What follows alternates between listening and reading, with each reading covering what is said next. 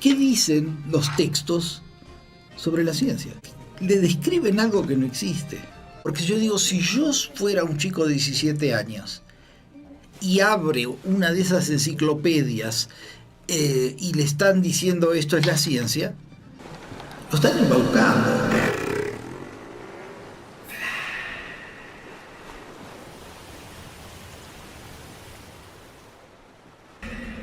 El día de hoy, por supuesto, está con nosotros el doctor Marcelino Cereijido Mattioli y la doctora Claudia Edwards Patiño. Ellos, bueno, los presento.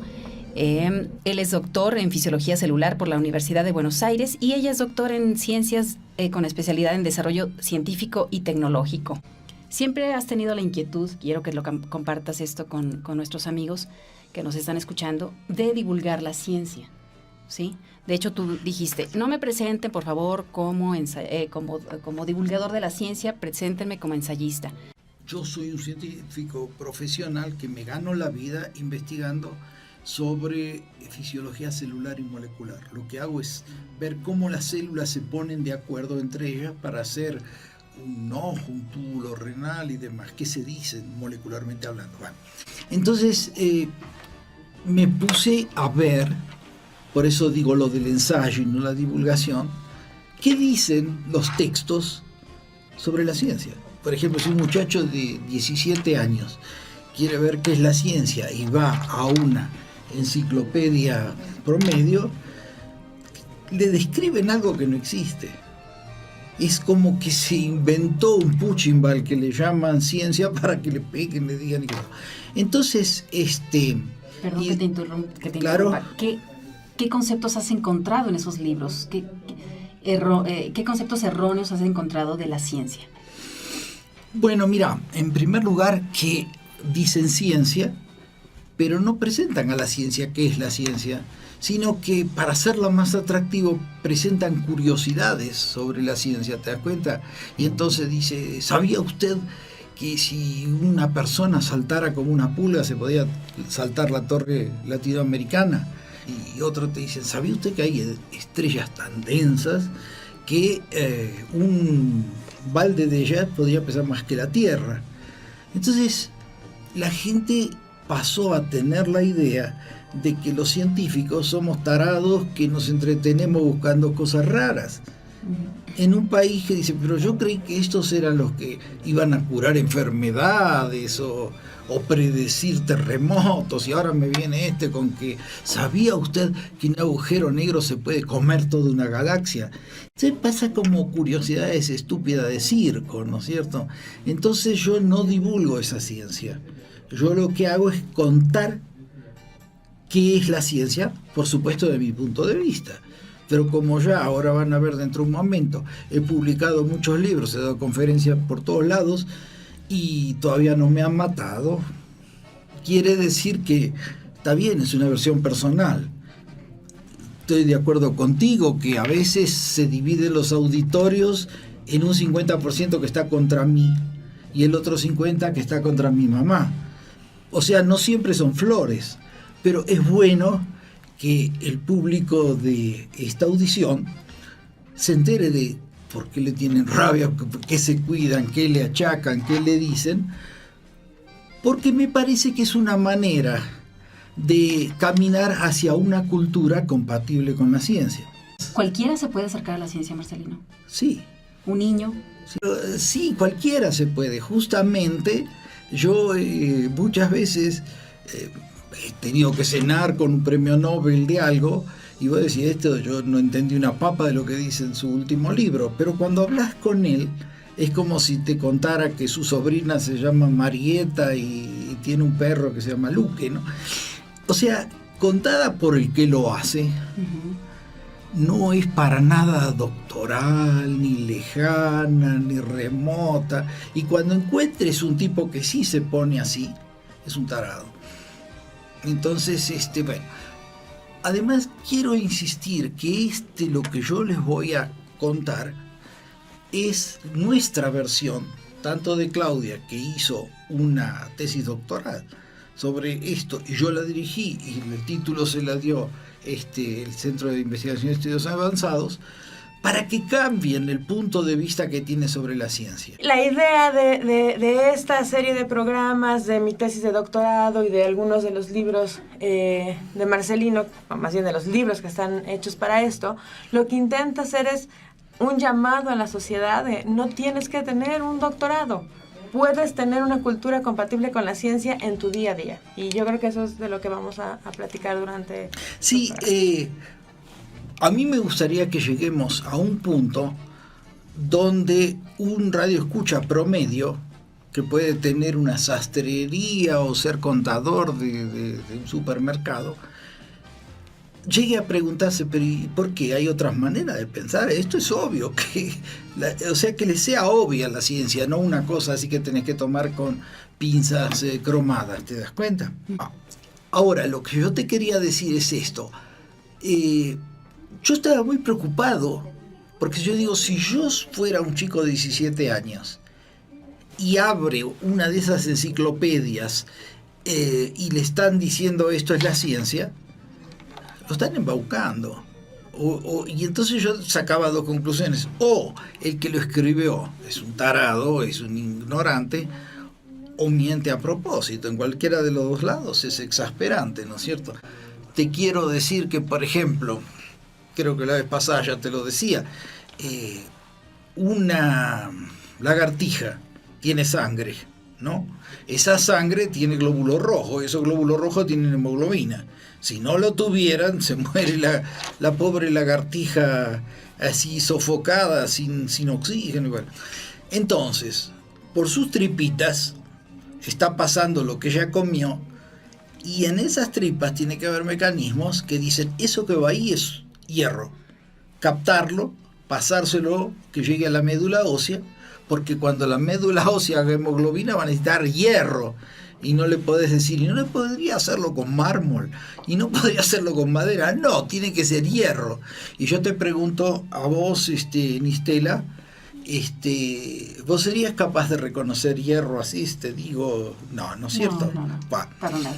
Entonces yo doy justamente la materia que se llama selectividad, es una materia que dicto para los que hacen el doctorado, que dice, ¿cómo sabe una lagartija que eso que pasa por ahí es hierro y se lo tiene que mandar a la médula ósea, porque ahí se hacen los glóbulos rojos donde está la hemoglobina, y eso otro es calcio, y más vale que se lo mande a la costilla o los huesitos de la pata, si no, no camina la pobre lagartija. Eso que es obvio, bueno, así es la vida. No, explícamelo científicamente. ¿Qué es? Claro, para allá vamos. Sí, yo creo que sería muy importante que empezáramos a definir qué es la ciencia. Pero, ¿sabéis qué pasa? Sí, cómo no. Es una manera de interpretar la realidad. ¿Sin apelar? Sí, decilo. Sí, es una manera de interpretar la realidad sin apelar a milagros, dogmas ni al principio de autoridad. Si tú que puedes, es todo lo que la religión nos ha llevado o nos ha inculcado. La religión y el pensamiento mágico. Uh-huh. Porque hay mucha gente que le atañe, no sé, que ahora puedes predecir la vida porque pones 2 lápices y entonces ya sabes qué va a pasar, Charlie. ¿no? Al ratito. Y uh-huh. eso, ese tipo de cosas, si tú quieres explicar un fenómeno y lo puedes hacer sin apelar a este pensamiento religioso, a este pensamiento mágico, es ciencia. Uh-huh. Y hay una cosa que es lo que ha estado diciendo Marcelino en estos momentos. Se confunde mucho la ciencia con la investigación. En México tenemos magníficos investigadores, publicamos en las mejores revistas del mundo, en Nature, en todo este tipo de revistas, pero eso no necesariamente implica tener una manera de interpretar tu realidad en el día a día a la manera científica. Pero ¿se involucra ciencia cuando se hace investigación? Ah, claro que sí. Sí, deberías, ¿no? O sea, si tú eres... No, perdón. No, dilo. No, mi suegra me enseñó a no interrumpir a las damas cuando están hablando de modo. A ver, ¿qué decías? No, que sí, por supuesto, si tú vas a hacer ciencia, tienes que tener el proceso de investigación atrás, toda esta parte que llamamos el método científico, que tienes que tener todo un proceso muy riguroso para ser considerado una investigación formal. Uh-huh. Pero además, cuando tú eres un científico, puedes interpretar tu realidad toda, no nada más las cosas que ves de la célula, y entonces dices, bueno, yo soy científico solo en mi laboratorio, pero saliendo de aquí voy a preguntarle a Charlie si me gasto la quincena en qué, ¿no? Eso es un poco, creo, no sé si me equivoco. Sí, lo que yo te digo, hay gente que dice que ser investigador y ser científico es ver lo que todo el mundo vio, pero pensar lo que a ninguno de ellos se le ocurrió. Yo les quiero preguntar algo a los dos. ¿Tiene que ver esto con el despertar de una conciencia humana? Bueno, en cierta manera sí, porque tenés que ser consciente, porque por empezar, si yo fuera inconsciente no podría saber qué fue lo que preguntaste. Tiene que ser. Me refiero versus este pensamiento mágico, mítico, del que estabas hablando hace rato. Es muy común que piensen que los científicos estamos enfrentados a las religiones, creemos así como Marx, que decía que son los pueblos y cosas así. Entonces lo que yo quiero convencer al auditorio con argumentos así lo más llanos que se me vayan ocurriendo es que las religiones fueron las etapas conscientes de interpretar la realidad. Yo una de las cosas que tengo pensado es ver por qué surgieron las religiones. En cambio, es común que se lo pregunten a los curas o a los rabinos o a los demás. Entonces no vas a entender nada porque te va a dar una explicación religiosa. En cambio, lo que un científico quiere es una explicación científica de qué eran las religiones. ¿Cómo le podemos hacer para divulgar ciencia en un país tan religioso como es México, como es el nuestro? Mirá, simplemente explicando, ¿no es cierto? Por ejemplo, si alguien es honesto, ¿no? Y él piensa que, bueno, el argumento que te salen siempre, dice, si vos encontrás un reloj, decís, alguien lo hizo, y ahora que ves las estrellas, el sol, las montañas, ¿cómo no te preguntás quién lo hizo? Entonces dice, sí, realmente los padres de la ciencia, que eran muy religiosos, se preguntaron lo mismo, pero encontraron otras explicaciones. ¿Querés que te dé esas explicaciones? Y si la persona es honesta y no quiere a rajatablas decir, no, porque... pues le explicás. Y, por ejemplo, yo me acuerdo que cuando mi hijo era chiquito, iba a un colegio para chicos de 4 a 10 años, ¿no? Donde un maestro lo llevaba a la tardecita, a la noche al jardín y le explicaba las cosas de las estrellas, ¿no es cierto? Y de repente una vez vino una nena como de 6, 7 años que me dice, ¿sabes que ese cielo que estás viendo nunca existió? Y yo le digo, ¿cómo? Ah, porque está tan lejos la cosa que para cuando te llega la luz acá ya cambió, ¿no es cierto? Ah, caramba. Y entonces como ella me vio que yo estaba sorprendido, pero sorprendido de que ella me explicara así, ¿no? De que el cielo no lo había visto. Entonces ella dice, mira, si yo me voy a veranear a Córdoba, Córdoba es un lugar de una provincia argentina, y te mando una carta que te dice esta tarde voy al cine, y la carta te tarda 3 semanas en llegar, para cuando te llegó yo ya salí del cine y capaz que estoy al lado tuyo, ¿no? Bueno, me explicó el ABC de la relatividad sin entrar en ninguna palabra rara y sin apelar a ninguna ecuación espantosa, ¿no es cierto?